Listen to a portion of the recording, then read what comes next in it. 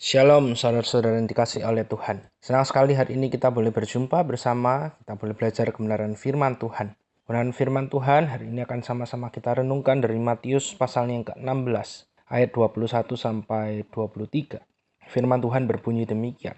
Sejak waktu itu Yesus mulai menyatakan kepada murid-muridnya bahwa ia harus pergi ke Yerusalem dan menanggung banyak penderitaan dari pihak tua-tua, imam-imam kepala dan ahli-ahli Taurat, lalu dibunuh dan dibangkitkan pada hari ketiga. Tapi Petrus menarik Yesus ke samping dan menegur dia, katanya, "Tuhan, kiranya Allah menjauhkan hal itu. Hal itu sekali-kali tak akan menimpa engkau." Maka Yesus berpaling dan berkata kepada Petrus, "Enyahlah iblis, engkau suatu batu sandungan bagiku, sebab engkau bukan memikirkan apa yang dipikirkan Allah, melainkan apa yang dipikirkan manusia." Saudara, saya percaya setiap dari kita sebagai manusia, kita memiliki harapan di dalam hidup ini.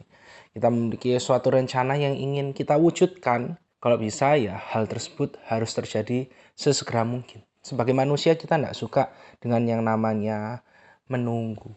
Begitu juga dengan para murid Petrus yang kita baca bersama-sama pada pagi hari ini. Mereka memiliki harapan. Apa sih harapan yang dimiliki oleh orang Israel pada waktu itu? Mereka menantikan seorang Mesias.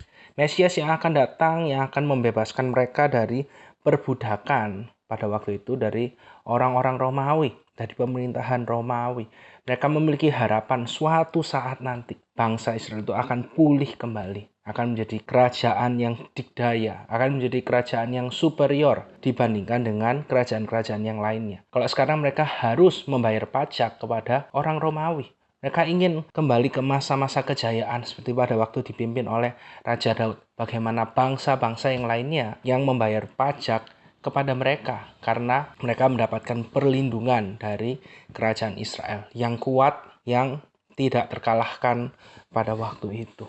Maka dari itu ketika mereka melihat Yesus, para murid melihat Yesus dengan segala kehebatan, dengan segala kekuasaannya, mereka kira ini waktunya. Mereka melihat ada harapan itu hidup kembali.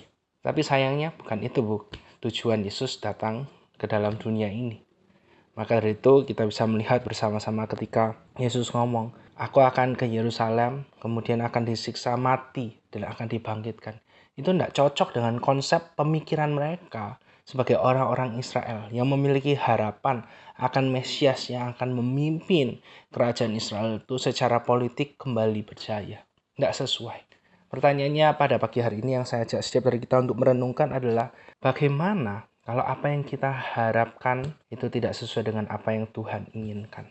Biarlah tiap dari kita belajar untuk benar-benar menyesuaikan harapan kita, mindset kita, sesuai dengan apa yang diinginkan oleh Allah di dalam hidup setiap dari kita. Amin. Mari sama-sama kita berdoa. Tuhan, seringkali apa yang kami inginkan tidak sesuai dengan keinginanmu. Dan di situ kami mungkin menjadi frustrasi. Di situ mungkin kami menjadi tidak sabar dengan proses yang Engkau izinkan.